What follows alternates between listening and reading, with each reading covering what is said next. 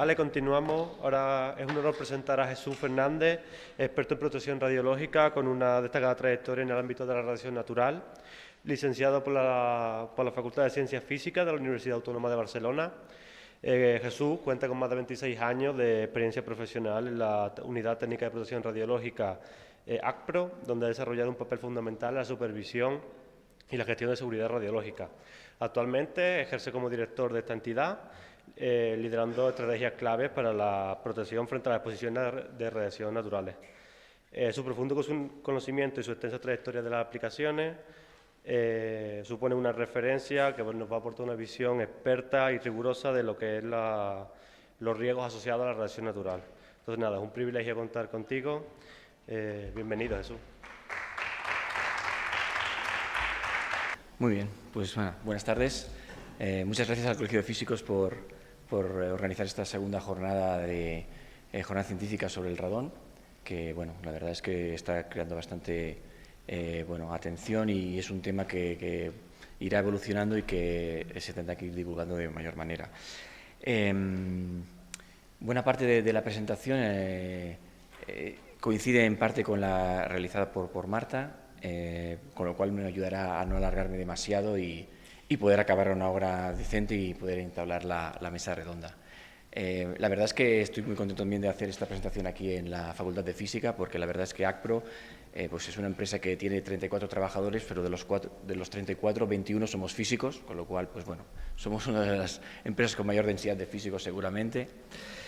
Y bueno, vamos a hablar sobre el radón en entornos laborales y el punto de vista de una UTPR.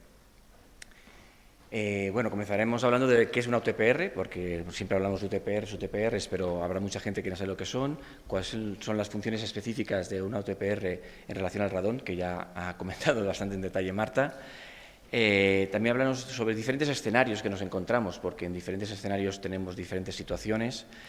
Y también hablaremos de unas consideraciones también técnicas sobre las medidas de radón y los resultados finales, conclusiones finales. Bueno, las UTPR son especialistas en protección radiológica, ¿vale? La UTPR significa Unidad Técnica de Protección Radiológica. Como se indica, son entidades de servicio que están especializadas en la protección radiológica y que proporcionan asesoramiento y servicios en ese sentido. Y también no solamente en instalaciones radiactivas, sino también en radiación natural. Están expresamente autorizadas por el Consejo de Seguridad Nuclear y su responsable de estar en posesión de un diploma como jefe de protección radiológica de la UTPR. Las funciones generales de las UTPRs es evaluar los riesgos radiológicos asociados a las instalaciones radiactivas o instalaciones con presencia de radiación natural, llevar a cabo vigilancia radiológica, medidas de concentración de radón en nuestro caso, realizar la clasificación radiológica de las diferentes zonas de trabajo, también de los trabajadores expuestos, gestionar la formación y el entrenamiento del personal, gestionar la vigilancia dosimétrica de los trabajadores expuestos y así como la vigilancia radiológica ambiental y de control de dosis que pueden recibir los miembros del público. En cuanto a las funciones específicas, cuando hablamos de exposición al radón, bueno, pues ya ha comentado Marta que tenemos dos reglamentos básicos donde se recogen estas funciones que son específicas para las UTPRs, que es el Real Decreto del 1029 del 2024 sobre el Reglamento de Protección Sanitaria contra los riesgos, de protección de la salud, todavía utilizo el término antiguo, frente a los riesgos derivados de la exposición a las radiaciones ionizantes, y en ese artículo 76.1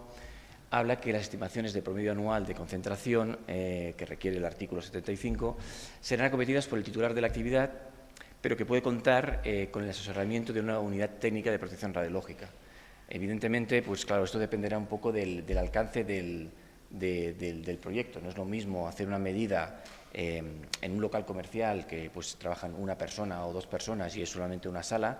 que cuando tenemos que hacer una estimación o un estudio de concentraciones de radón en lugares de trabajo con muchos puestos de trabajo, con mucho personal, incluso con condiciones pues a lo mejor ambientales que son más complicadas. Esos resultados tienen que recogerse en un informe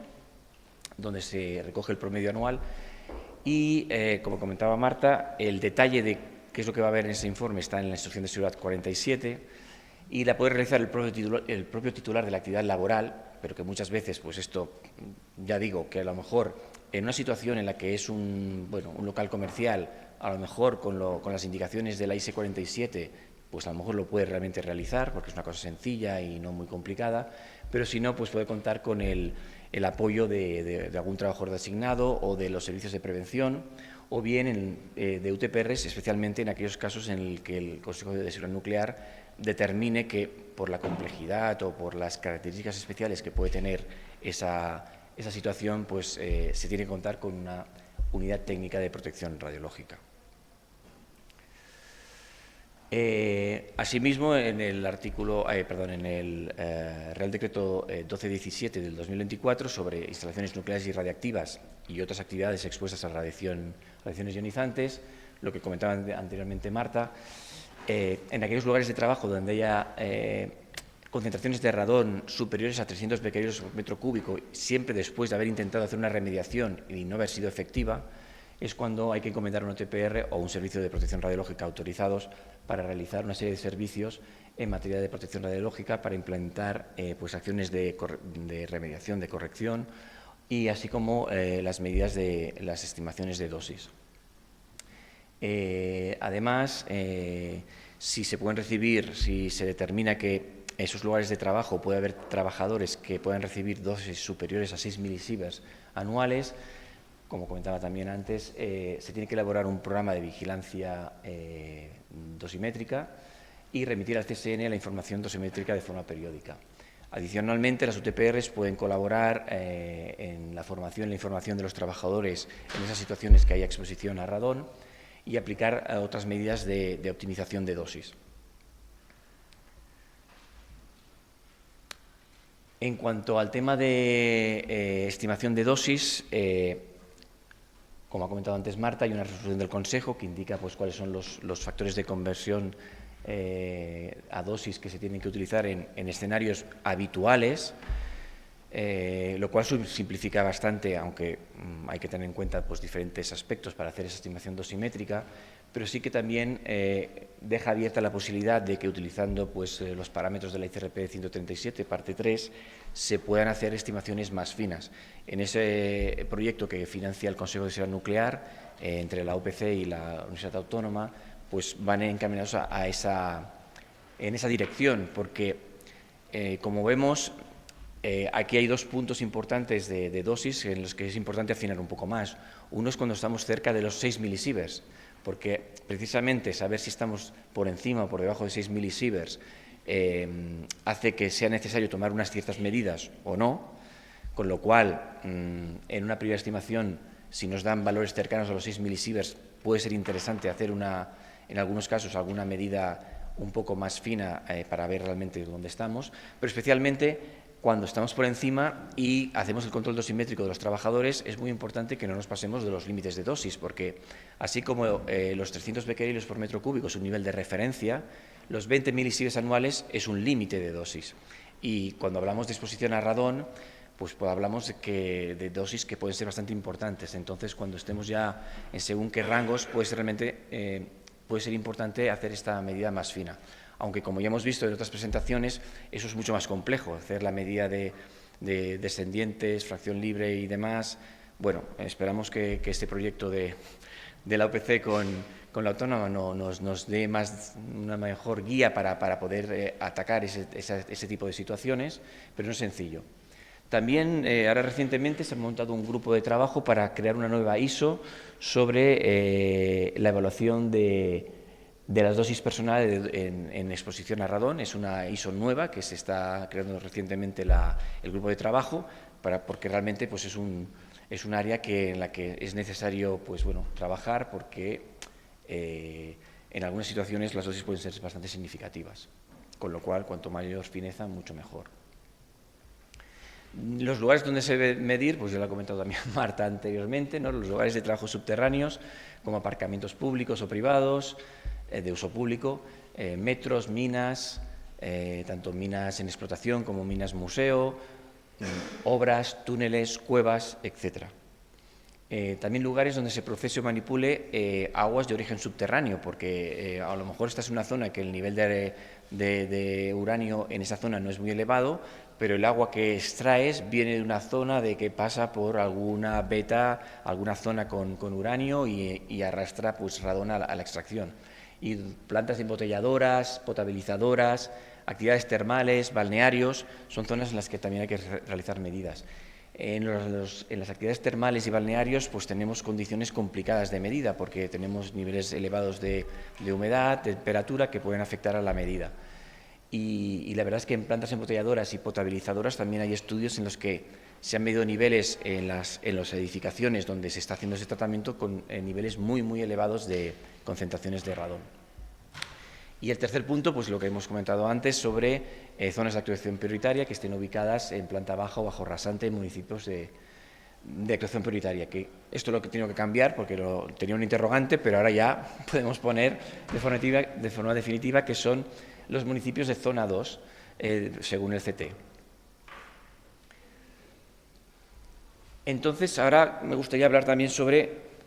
los diferentes escenarios que nos encontramos como UTPR cuando nos vienen a consultas o proyectos, y aquí identificamos diferentes escenarios. Uno de ellos es los constructores, arquitectos, ingenieros que tienen dudas sobre la aplicación del código técnico de la edificación, sobre todo sobre el tema de medidas. Entonces nos preguntan lo que hemos visto antes, claro, en zona 1, ya no digo en zona 2, uno de los requisitos es aplicar una lámina de protección. También se pueden aplicar otros métodos alternativos, pero eso es muy caro, la verdad que es muy caro. Y entonces nos preguntan, bueno, ¿y hay alguna forma de evitar o de asegurar que no poner estas láminas? Hombre, yo por mi conocimiento de CTE, que no soy un experto, me parece que en el caso no hay ninguna excepción. Te dicen que lo tienes que medir. Ellos dicen, oye, pero si medimos en el suelo, medimos la exhalación o la emanación directamente a una cierta profundidad, sí que puedes obtener el potencial de emisión de radón de ese terreno, pero hacer la extrapolación de ese potencial de niveles de radón a cuál será el nivel que tendrás dentro de tu edificación no es sencillo. Ha habido algún proyecto que se intentó aquí financiado por el CSN para intentar buscar esa correlación y no se ha encontrado. Sí me consta que me parece que en la República Checa, me parece que es el único país que sí que considera valores no sé si son de emanación o de exhalación, para determinar en función de ese potencial de radón unas medidas constructivas que se tienen que aplicar, pero no me consta que en el CTE eso esté contemplado. Evidentemente, lo más importante, lo que se requiere es que el nivel de concentración de radón promedio anual esté por debajo de esos 300 becquerels metro cúbico. Entonces, bueno, al final, el hecho de que el CTE no contemple, o sea, me parece que el hecho de que el CTE contemple el requisito de colocar unas láminas, pero no verificar que son eficientes, que realmente funcionan y que después los niveles están por debajo, me parece que es peor que no poner la lámina y luego medir y comprobar que realmente que estás por debajo.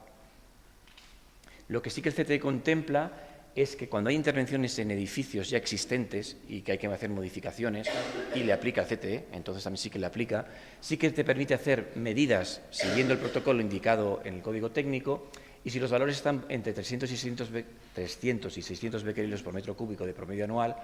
aplicar los requisitos que hay para zona 1, y si son valores superiores a 600 becquerels por metro cúbico, aplicar los requisitos de zona 2. Eso significa que si tú mides y estás por debajo de esos 300 becquerels por metro cúbico, pues te quedarías exento de tener que aplicar esas medidas constructivas. Otro escenario que a veces nos encontramos, aunque no es el nuestro habitual, es el de los particulares. Entonces, cuando nos llama pues, algún miembro del público o algún particular, pues lo que comentaba antes José Luis, normalmente son gente que está pues, angustiada muchas veces por falta de información y sus dudas están en relación al riesgo y a los efectos sobre la salud, que pueden ser en general cuando llaman es porque creen que son normalmente mayores de los que realmente son. Evidentemente es un riesgo y el efecto, si ese riesgo se da, es un efecto importante, no es que te coja un sarpullido, sino que es una enfermedad muy grave, pero es un riesgo, no es un efecto causa.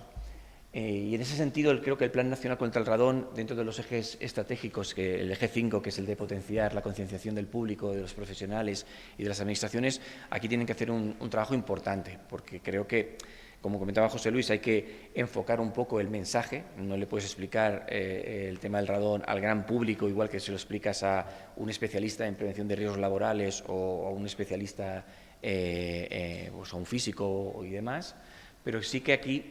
en esta situación es importante pues, hacer un trabajo de información que no de alarma, sencillamente explicar lo que hay. Es un riesgo que evidentemente si se produce tiene un efecto muy grave, pero que bueno, que no es de un día para otro. Sencillamente lo importante es medir, poder conocer cuál es la situación y si la situación no es correcta, pues tomar las medidas de remedio.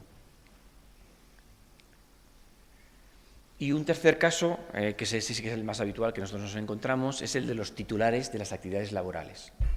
¿Vale? Entonces nos preguntan sobre, bueno, ¿tengo que medir o no tengo que medir? Entonces, bueno, los ámbitos en los que es obligatorio medir están definidos en el Reglamento de Protección Sanitaria de la Salud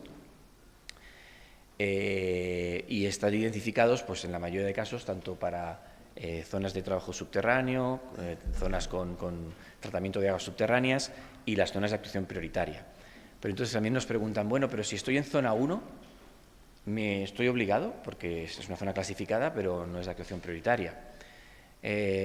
Al final, el nivel de referencia de 300 becquereles metro cúbicos es a nivel nacional. Es decir, no quiere decir que no aplique al resto. Lo que pasa es que por son muchas zonas, muchas actividades laborales y por algo hay que empezar, por eso se llaman pues, actividades de actuación prioritaria. En las de actuación prioritaria es obligatorio hacer la medida y incluso por ponencias de gente responsable de inspección de trabajo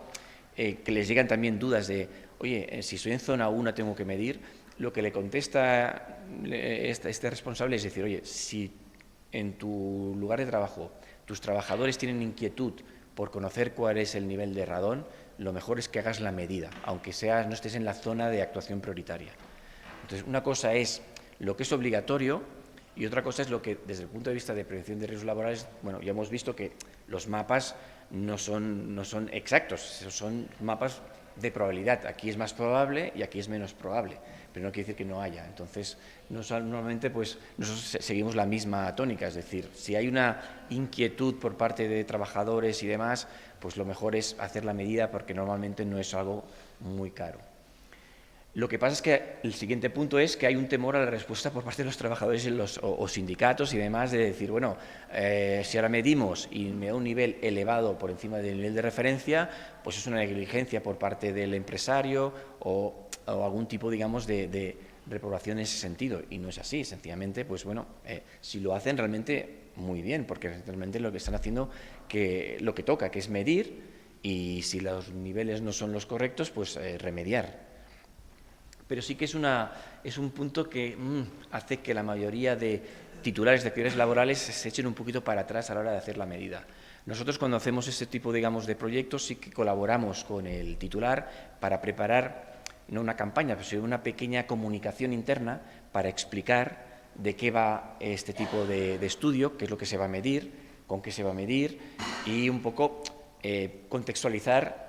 porque se hace, no se hace porque en esa instalación se esté haciendo algo mal y vaya a dar algo mal, no, es un requisito y es una medida de prevención para determinar si realmente pues, la situación requiere algún tipo de actuación. Y otras dudas también que nos encontramos es cuando el lugar de trabajo no es propiedad del titular de la actividad laboral. Imagínate que estás pues, en un local que está alquilado o estás teletrabajando. Entonces, la responsabilidad es del titular de la actividad laboral. Lo que pasa es que, claro, si luego hago las medidas y me da que está por encima de 300 y tengo que hacer una remediación, ¿quién se tiene que hacer cargo? ¿El propietario del local o yo que se lo tengo alquilado y se lo había alquilado al precio de esto es un lugar adecuado para trabajar? Lo mismo pasa con el teletrabajo. Si luego haces... si el teletrabajo está contemplado en la empresa, el empresario, el titular de la actividad laboral es el que tiene que verificar que en los lugares de trabajo de sus trabajadores pues las condiciones de concentraciones de radón son adecuadas. Entonces, debería hacer una medida en el lugar de trabajo. Si luego da por encima de 300, pues bueno, pues me temo que para esa persona el teletrabajo se acaba, porque no creo que el empresario diga que es como si no tienes internet. Pues si no tienes internet en tu casa y es una cosa, el teletrabajo es algo opcional y no obligatorio, pues no cumples con los requisitos para poder hacer teletrabajo.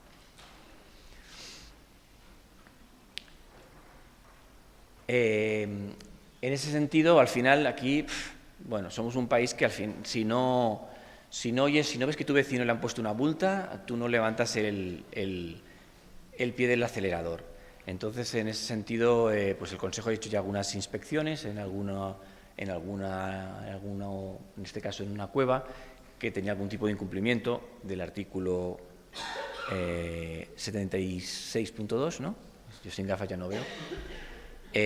Básicamente, pues bueno, esto lo que recoge es que a lo mejor no se hizo la medida durante el periodo adecuado de medida, o bien no se utilizó un laboratorio acreditado para hacer las medidas de radón.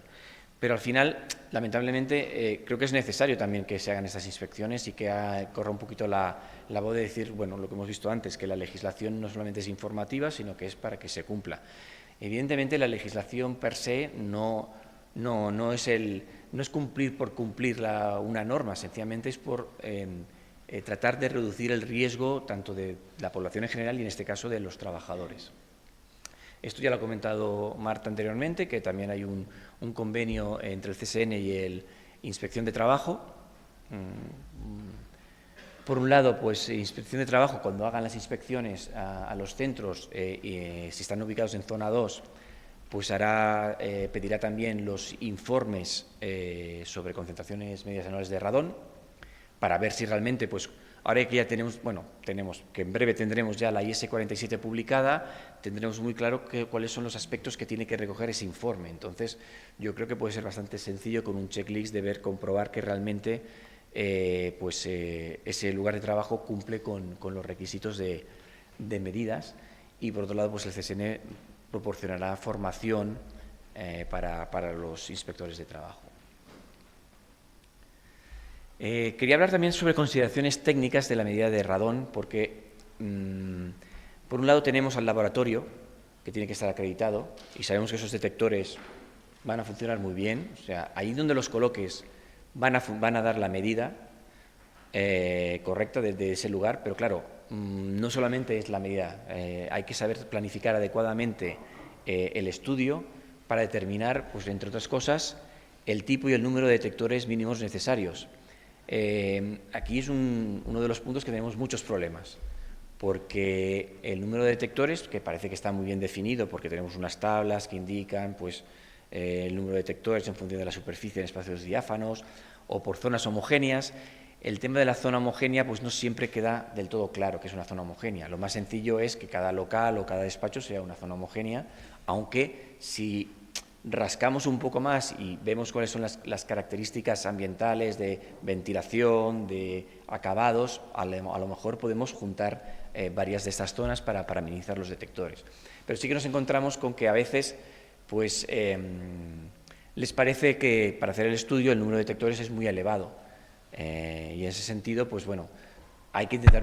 buscar un equilibrio, no poner un detector en cada punto, porque eso es inviable, pero tampoco ver lo que hemos visto de hacer un estudio en una nave industrial de 40.000 metros cuadrados con 3 detectores. Entonces, bueno,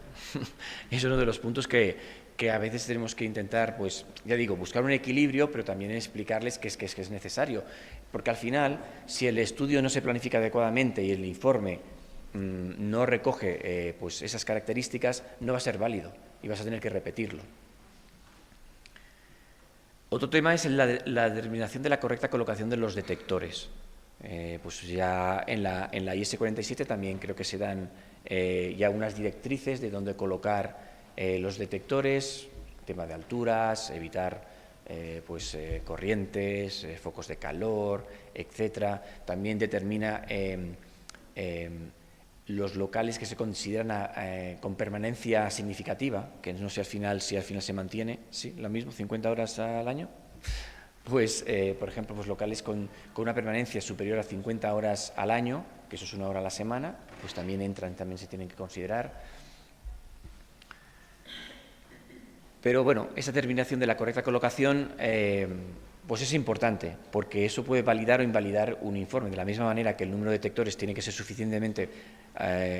para cubrir los diferentes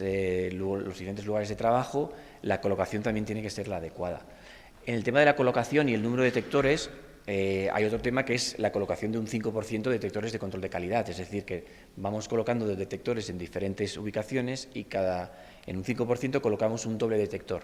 2 detectores uno al lado del otro para verificar que realmente no estamos obteniendo medidas muy diferentes sin que pueda haber algún tipo de problema con ese lote. En cuanto a la determinación de la duración y el periodo de medida, es cierto que la guía 11.4 en temas de lugares de trabajo subterráneos y creo que es el de subterráneos, habla de una recomendación de un año de medida, como una recomendación. Nosotros lo damos ya como un hecho, es decir, vamos a medir 12 meses.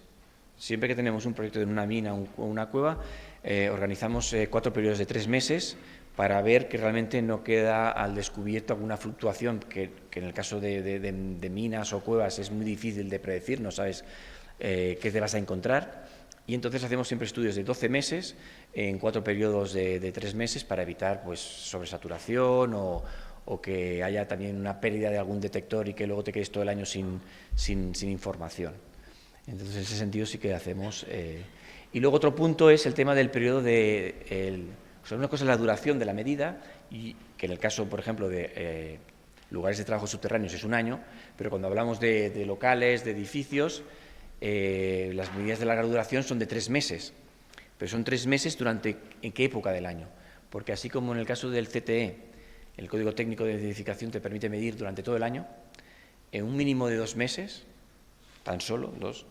y con un factor de corrección si no estás en época calefactable, que no he llegado del todo a entender qué quiere decir época calefactable. Bueno, algunos dicen que es desde noviembre a abril, pero claro, dependerá si estás en Galicia o estás en Barcelona o en Alicante. Y entonces sí que es importante definir ese periodo de medida. Yo creo que en la IS 47 también es uno de los puntos que se recoge, no sé si de forma explícita, ya lo veremos, porque en la versión borrador hablaba de durante la época calefactable, pero eso, bueno, como es una IS que está dirigida pues, desde pequeños propietarios de negocio a grandes empresas, creo que es importante definir de forma muy clara cuál es ese periodo de medida para que tengan validez ese periodo de 3 meses sea representativo del promedio anual. Luego también hay que tener en cuenta las condiciones ambientales que pueden afectar a las medidas.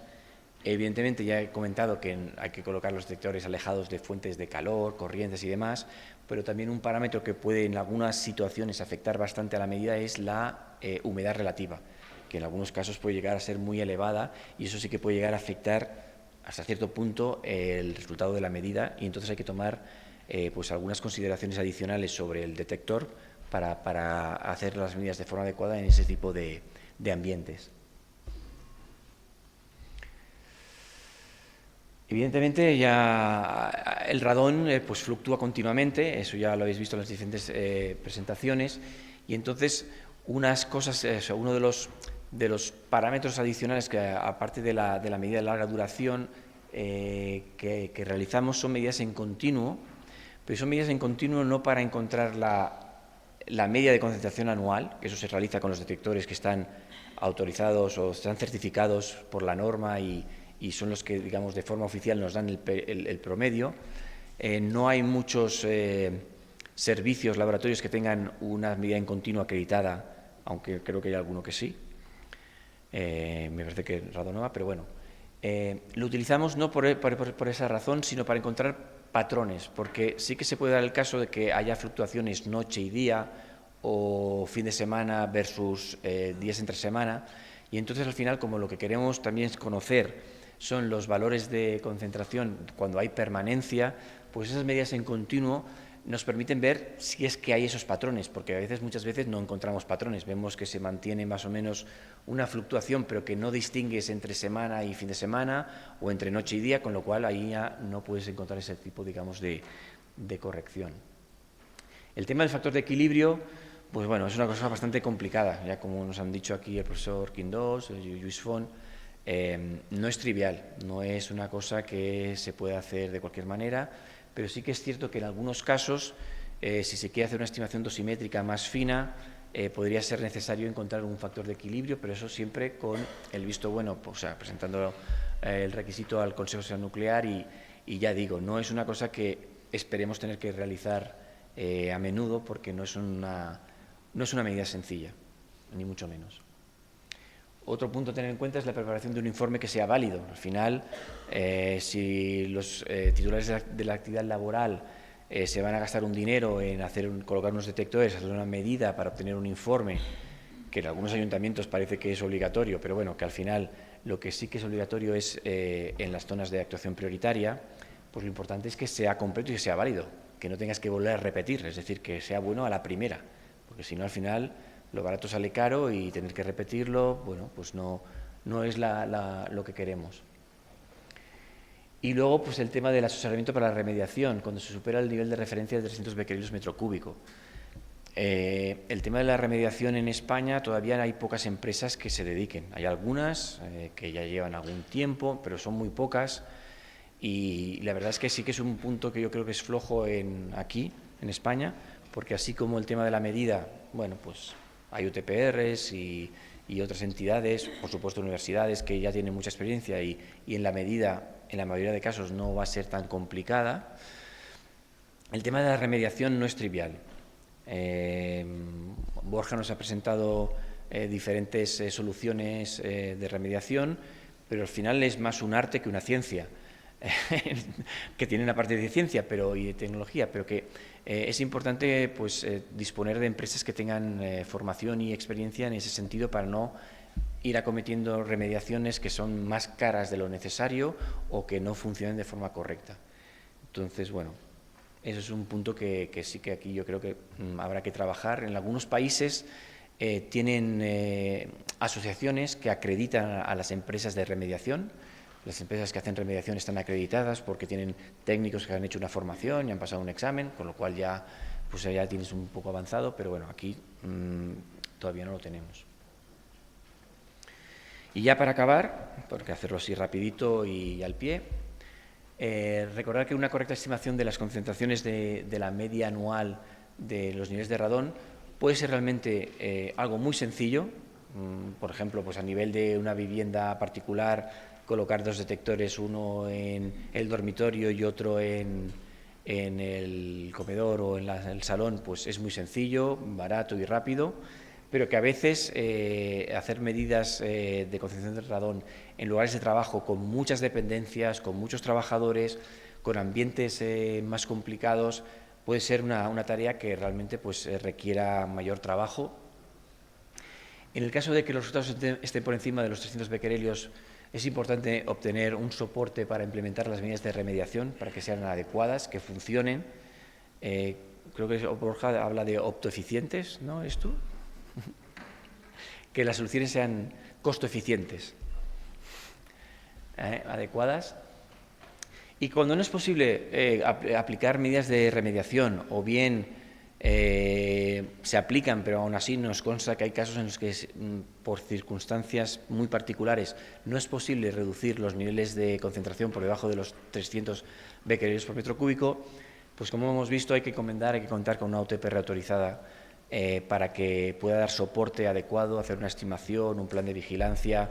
ayudar también en el registro de actividades laborales con exposición a radiación natural,